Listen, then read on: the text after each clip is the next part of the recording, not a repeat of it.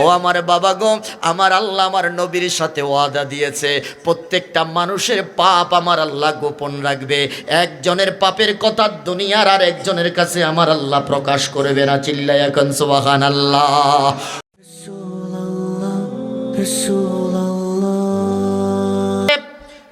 পুকুরের মধ্যে ডুব দিয়া যদি কোনো মানুষ পেট ভরে পিপাসা নিবারণ করার জন্য পানি পান করে, পৃথিবীর কোনো এমপি দেখে না, পৃথিবীর কোনো মন্ত্রী দেখে না, পৃথিবীর কোনো ইমাম মুয়াজ্জিন দেখে না, পৃথিবীর কোনো প্রাইম মিনিস্টার দেখে না, আমি জানতে চাই আমার আল্লাহ দেখে কি দেখে না?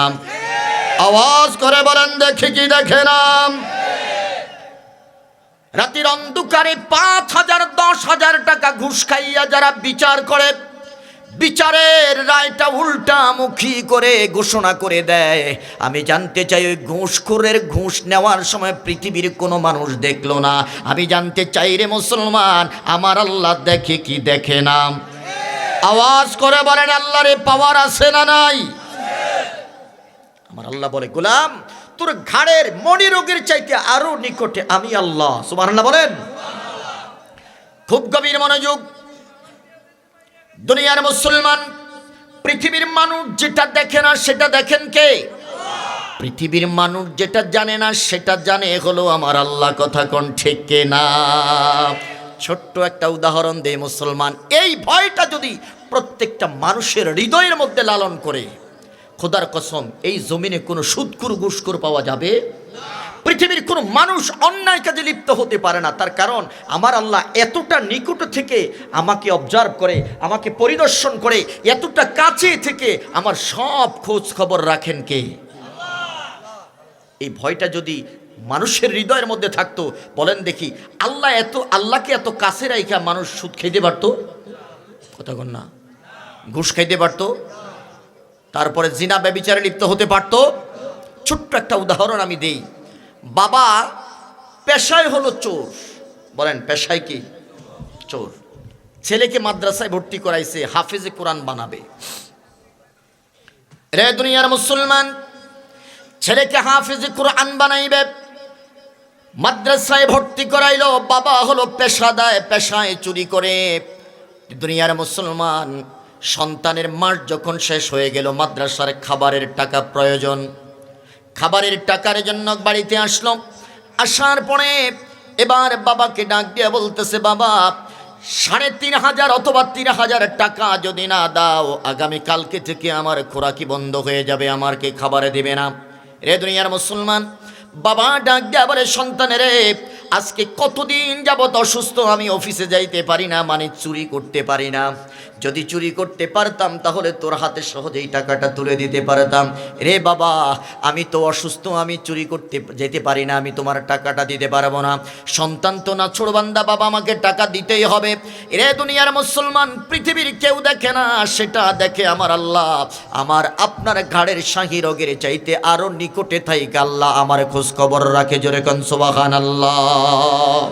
রে দুনিয়ার মুসলমান, বাবা এবারে ডাক দেয়া বলল, সন্তান আমি তোমার কাছে একটা আবদার রাখি, ঠিক আছে আগামীকালকে তোমার হাতে আমি টাকাটা তুলে দেব, তবে শর্ত হলো আজকে আমাকে একটু সহযোগিতা করতে হবে।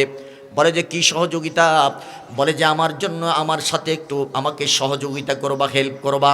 ডাক দেয়া বললেন, আমি যখন ঘরের ভিতরে চুরি করতে ঢুকবো তখন তুমি ঘরের বাহিরে দাঁড়াইয়া থাকবা, দেখবা কেউ আসে কিনা অথবা কেউ দেখে ফেলছে কিনা। যদি দেখে ফেলি তাহলে সাথে সাথে বলবা যে আব্বা দেখ কেলাইছে। কথা কই না? এটা হইলো হেল্পার। বলেন এটা কি? হেল্পার। কষ্ট হচ্ছে আপনাদের? চলবে কিছু সময় ইনশাল্লাহ।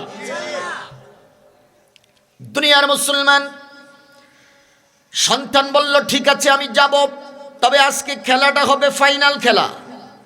সুবহানাল্লাহ কন্যা। ওমিয়া সাহেব, মাদ্রাসায় পড়লে মানুষ জঙ্গিবাদী হয় না, মাদ্রাসা পড়লেই পরে মৌলবাদী হয় না, মাদ্রাসায় পড়লেই পরে সন্ত্রাসী হয় না, বরং মাদ্রাসায় যদি কোনো সন্তান পড়ালেখা করে এটা সোনার মানুষের রূপান্তরিত হয়। কথা বলেন ঠিক কিনা? সন্তান ডাক দেয়া বলে, বাবা আজকে খেলাটা হবে ফাইনাল খেলা। এবার বাবা ডাক দিয়ে বলতেছে ঠিক আছে চলো। সন্তানকে ঘরের বাহিরে রেখে বাবা যখন ঘরের ভিতরে ঢুকেছে, এবার সন্তান যখন দেখতে পাইল বাবা এখন চুরির কাজটা শুরু করবে, সন্তান বাহির থেকে ডাক দিয়ে বলবে আল্লাহ, ডাক দিয়ে উচ্চ সুরে বলল আব্বা। দেখে লাইছে তাড়াতাড়ি দৌড় মারেন। এবার বাবা ঘর থেকে বাহির হইয়া দৌড় দিল একদিকে, পোলায় ঘরের বাহির থেকে দৌড় দিল আরেকদিকে।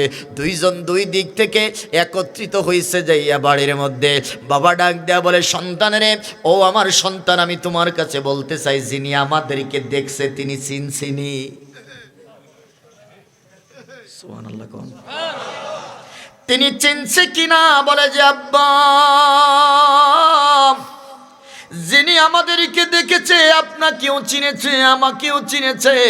এবারে বাবা ডাক দেয়া বলে সন্তানেরে চলো এখন কি করব আমি তো বুঝে উঠতে পারতেছি না। চোখের পানি ঝরঝর করে ছেড়ে দিয়ে ডাক দেয়া বলতেছে সন্তান, আমি আর চোখের পানিটা ধরে রাখতে পারলাম না। সন্তান ডাক দেয়া বলে বাবা, কান্না করতেছো কেন? কেন তোমার কান্নার কারণ হলো? এবারে বাবা ডাক দেয়া বলতেছে সন্তানেরে, আমি বুক ভরা আশা নিয়ে তোমাকে হাফেজে কোরআন বানাইলাম। জগতের মধ্যে তোমাকে মানুষ হাফেজ সাহেব বলবে, আলেম বলবে, আমাকে মানুষ হাফেজের বাবা বলবে। হাসরের ময়দানে আমি চোর হলেও আশাবাদী আল্লাহ আমার মাথায় একটা নূরের টুপি দিবে।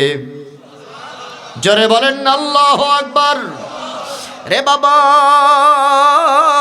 আমার কারণে আজকে তুমি চোর হয়ে গেলা, চোর সাব্যস্ত হয়ে গেলা। দুনিয়ার মানুষ তোমাকে চোর বলবে, আমাকে চোরের বাবা বলবে, তোমাকে বলবে চোরের ঘরের চোর। এই জন্য আমার চোখের পানিটা আমি ধরে রাখতে পারলাম না রে বাবা। এবারে সন্তান ডাক দেয়া বলে বাবা, আগামীকালকে এই সংবাদটা প্রচার হওয়ার আগে চলো আমরা চলে যাই ওই মালিকের দরবারে, ওই মালিকের ঘরে যাইয়া মালিকের কদমে পড়ে আমরা মাপ চাইব। চিল্লায়া কান সুবহানাল্লাহ। বাবা এখনো বুঝতে পারে নাই, এখনো বুঝতে পারে। বাবা ডাক দেয়া বলল সন্তানরে ভালো কথা বলেছ, এখন যদি রাতের অন্ধকারে যাইয়া যদি আমরা মাপ চাই আগামীকালকে সে আমাদের ব্যাপারে আমাদের কথা বলবে না। কথা বলেন ঠিক কিনা? সন্তান বলল চলো। এবার বাপ বেটা দুইজনে চলতেছে ওই লোকের, ওই মালিকের কাছে যিনি দেখে ফেলছেন। মসজিদের আঙ্গিনায় গেল, মসজিদের আঙ্গিনায় গিয়ে এবার ডাক দিয়ে বলতেছে বাবা আগে ওযু করো। সুবহানাল্লাহ কয় না? বাবা ওযু করো। ওযু করা হলো। বাবা ওযু করার পরে সন্তান ওযু করেছে। এবার সন্তান বাবাকে ডাক দেয়া বলল বাবা মসজিদের ভিতরে প্রবেশ করো। বাবা ডাক দেয়া বললে কলিজার টুকরা সন্তান রে মসজিদে কেন ঢুকবো? এবার সন্তান ডাক দেয়া বলতেছে ওই মালিক মসজিদের ভিতরে আছে, মসজিদের ভিতরে চলে যাও। মসজিদের ভিতরে যাওয়া হলো।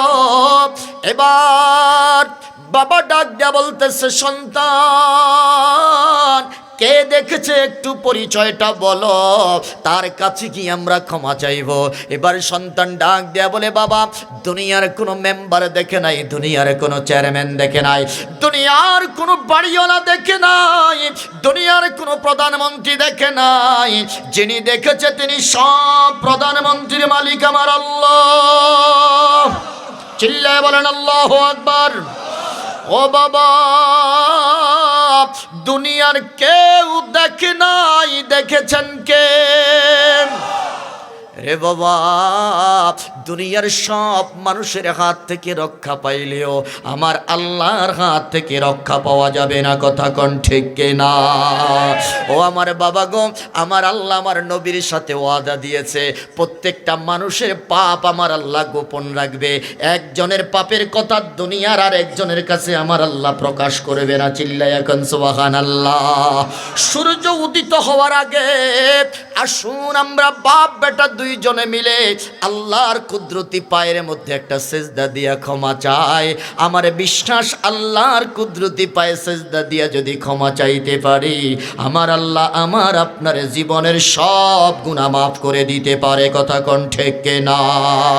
ওরে ক্ষমা চাও ডুবে যদি পাপ দরিয়ায়, প্রভু দিবে ফেদুনা فالعز لنا لإجابته صلى الله